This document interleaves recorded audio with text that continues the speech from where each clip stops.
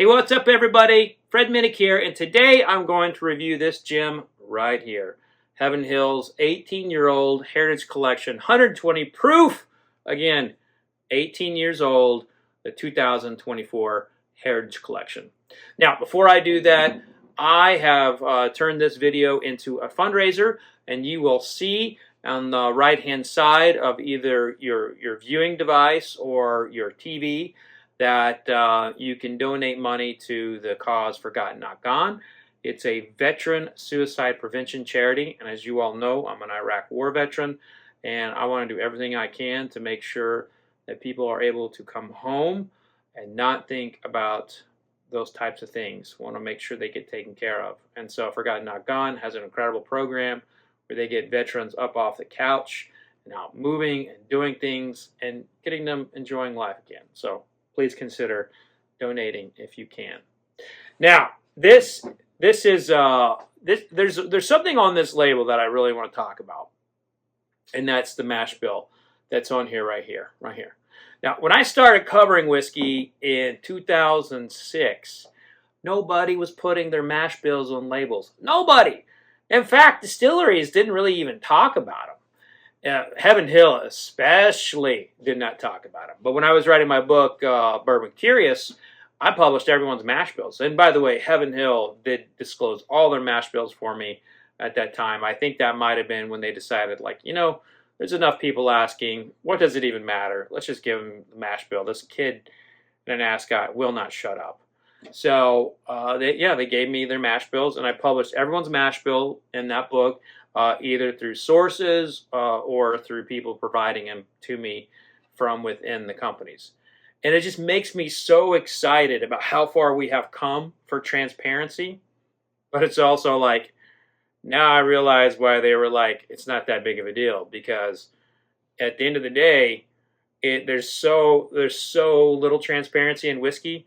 The mash bill is like the least important thing about what I want to know about the whiskey, So, and Heaven Hill's not one of those companies, but there's so many NDPs out there. There's so many people buying barrels, trading barrels, blending barrels. It's kind of like, oh wait, I want to know where you got your whiskey from. I also want to know what your barrel entry proof was and what your off the still proof was. Yeah, I understand why, nearly 20 years ago, you guys were telling me to shut up about mash bills. I get it now. But still, it's at least a little bit of transparency, and I do love it. And I thank Heaven Hill for putting it on the label, as well as all the other brands that do that. I think that's pretty cool.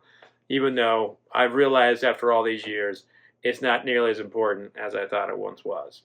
That being said, I know everyone sees this bottle. They see 18-year-old Kentucky bourbon at 120 proof. They're like, oh my gosh, Fred's going to love this. I hate him for loving it. I got to tell you, I historically have not liked older Heaven Hill products. And the reason why is that Heaven Hill goes into the barrel at 125 proof. So the legal maximum amount that you're able to go in the barrel after coming off of the still is 125 proof.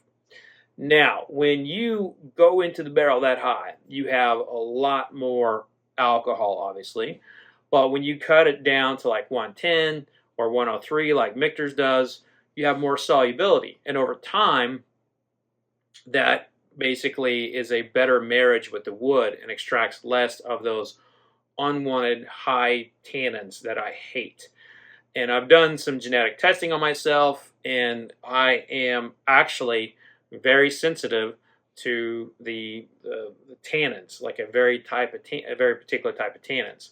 So, I've always talked about it. I don't like over oaked. I don't like over oaked. Well, there's a reason for it. I don't like it. That's the reason. But anyway, so my point to all that is that in my career, I have ripped on 20-something the 24 and the 27-year-old Parkers, the 23-year-old Elijah Craig, I think it was a 21-year-old Evan Williams, and one of the first releases of the reiteration of the 18-year-old Elijah Craig. I think Heaven Hill is best between 8 and 12 years old. That's my opinion. Everyone's got their own opinion, and you should always follow your instincts and what you like, and not necessarily listen to what I say or what other critics say. Follow your own gut. But I'm just telling you what my opinion is with Heaven Hill products. I like their whiskey between 8 and 12 years old. So while everybody may be all gaga for 18-year-old 120 proof Heaven Hill, for me it's just the opposite. I'm like, am I gonna like this? I'm gonna go into it with as much of an open mind as I possibly can. But the minute that I taste that over oak note, I'm out. You'll know it. I've turned. This whiskey will not be for me what it may be for you. So, and this has been poured for a while too. So I better get to it. Okay, that first smell, I am not smelling over oaked. In fact, I'm smelling some fresh out of the oven pumpkin pie. Woo! A little maple syrup up in there.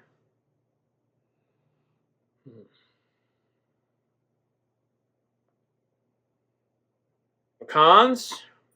Damn, this is like having Thanksgiving. Like, it's like I'm 8 years old again, and my grandparents, they're having a call for me from the pond. I'm shooting stuff with my 22. Voice is taking me back. And yes, I was 8 years old, running around with a 22 in my grandpa's farmstead. Probably tells you a lot about me right there. This smells beautiful. Absolutely beautiful. All right. So that pumpkin pie note, that was the first thing I smelled, but it was not the dominant thing I smelled. The pecans, second or third thing I smelled, but not the most dominant thing. Most dominant note here on the nose is without a doubt vanilla. Now, vanilla is one of those tried and true notes in American whiskey. If you don't smell it, you can become suspect of what you're about to, taste. If you don't smell that or caramel, you can be like, is this going to be any good? So, in some of the better bourbons, you really should smell or taste vanilla or caramel. One of those two things should be in it. So, and that comes from the new charred oak barrel. But this has got Thanksgiving in a bottle from a nose. Like if you were to bottle this and put it in the car, like your first thought would be bourbon, but your second one would be like Thanksgiving. Especially if you have yams and pecan pie and pumpkin pie, and custard, things like that. Okay, here we go.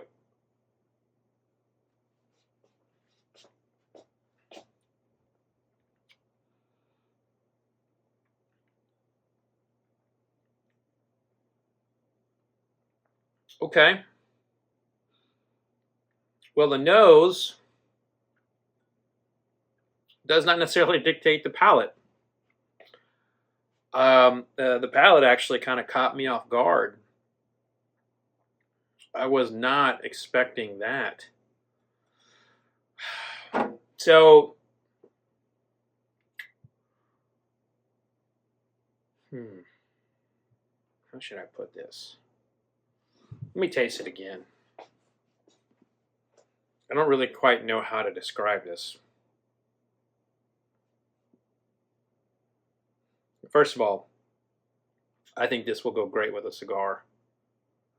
And my reaction, you should not assume that it's bad. Well, that's probably a good assumption normally, but not this time.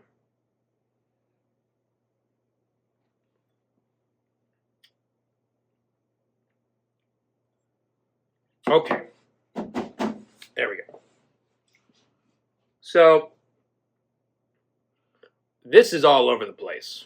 Okay? And I think why this was striking me so weird was because I very rarely get the flavor of tobacco as my first note. It's usually like maybe the fifth or sixth note of when I'm tasting a whiskey.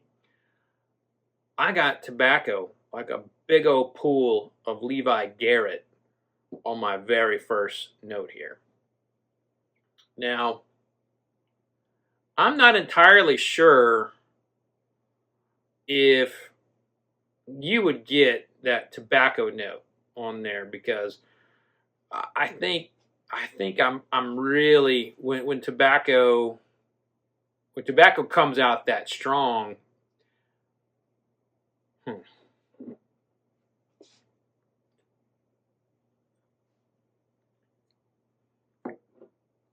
So I think the reason why I was having such a difficult time describing that first note, or my first impression of it, was because the first thing I tasted was tobacco, like a big old pull of Levi Garrett. And I'll got to be honest with you, I very rarely get that as the first note. Tobacco's usually one of those like secondary or third notes, and I can't think of many whiskeys that I would put up there in the upper echelons as being a tobacco forward, flavor profile. That being said, there are hints of vanilla. There is a lot of peach in this. I would say that secondary note for me is peach. The biggest secondary note for me is peach, peach cobbler, um, raw peach, baked peach. Just throw whatever peach dish you want in there. It's got peaches in it. Then there is some caramel to it, but it's not like it was on the nose. It's more of a distant caramel. The one thing that was on the nose that was pretty prominent, that's decent enough here that I would say it carried into the palate, and that would be maple. I'd say like not like a fresh shot of hot maple at IHOP, which technically you're getting it out of that little sticky, container that you can't pull up. I mean, for God's sake, like IHOP, they have got to figure out how to manage their syrup containers. I feel like every other breakfast place in the world manages their syrup better than IHOP. Like every time I go to IHOP, there's like 5 pounds of crud around the thing. Doesn't matter. My kids still love it. Anyway, I digress. But you know how you have like a pancake that is completely soaked and absorbed every bit of syrup that you put on it, right? So that's what it tastes like. So if you have the maple syrup separate from the pancake, it tastes different. Still, you can still taste the maple, but it's not as intense as if you taste it by itself. So I'd say this is like a soaked pancake with maple syrup versus just that straight shot of maple. I want to taste it again, see if there's something else there. Um,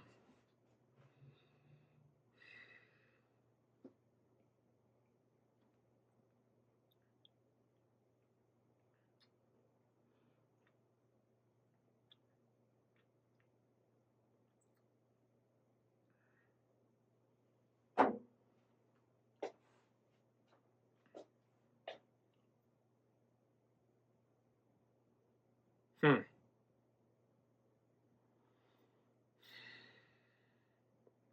Maybe like a Nutter Butter bar, some kind of granola bar, maybe. But the one thing I'm not getting in this that I was afraid I might is the oak. I'm not getting the slightest hint of oak. I'm not getting an over oak. I'm not getting a touch of oak. I'm not getting anything there. So I find that very promising for us anti over oak types, that it's not in there. So I very much like this. I like the I like the peach note. I like the tobacco note, and I think for that reason, this could be the cigar pairing bourbon of the year, because sometimes you get like these sweeter cigars, um, and I think this would go really, really, really, really, really well with a good sweet cigar. Not a flavored cigar, but a sweeter leaning cigar. Would it hold up to a spicy cigar? I think you have to taste it and find out. I might be doing that later. Anyway, yeah, go check out my Instagram. I'll let you know if this holds up to a spicier cigar. That's going to do it for this here little review. Just remember, keep forgotten, not gone. and your thoughts for our fundraiser that we're doing. I'm hoping to raise about $10,000 for them on this channel. That money goes directly to them, does not come to me, does not get taken. There's no VIG taken by YouTube on it.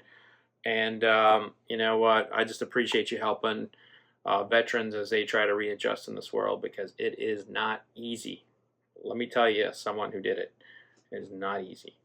But I appreciate you all. If you're not already, become a subscriber. Check out Club Marzipan. And remember, no matter what you do in life, vodka sucks. Cheers.